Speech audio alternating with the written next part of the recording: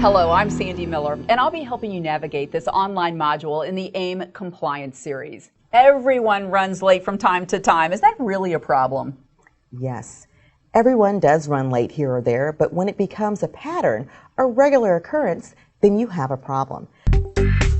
Hello, I'm Marvis Myers with your AIM High Leadership Tip. Conflict is inevitable.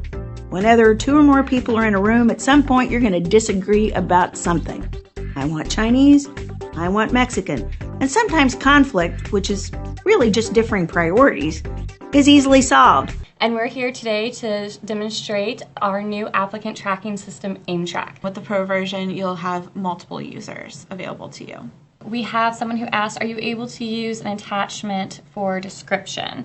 So just to kind of reiterate what you just discussed, in the Word document, if you had an attachment, you would simply just be able to copy and paste straight from that attachment and import it into that white box. It allows your applicants to look at the same job description and posting no matter which job board they're viewing, and kind of keeps it all organized. Absolutely, great question. Regardless of the formality and the approach, successful coaching requires an effective blend of clear expectations, goal setting, monitoring, feedback, and ongoing communication. Employee smartphones at your business. Is this a threat or is it an opportunity to build better employee relationships? Join us as we explore the world of smartphone technology and how it will change the way we communicate with our employees. There is something called an EAP, or Emergency Action Plan. The purpose of an EAP is to facilitate and organize employer and employee actions during workplace emergencies. Benefits of a well-developed emergency plan will include fewer and less severe employee injuries and less structural damage to the facility during emergencies. Just when you think you've got your team working together beautifully, all of a sudden, bam, something happens. Either a new product comes online or a new competitor enters the market, or, uh-oh, we've been reorganized once again. One of the things you have to recognize as a leader is you're always going to be facing challenges. So the question becomes, how do I manage challenges to my leadership? Are there any rules for relationships? Of course.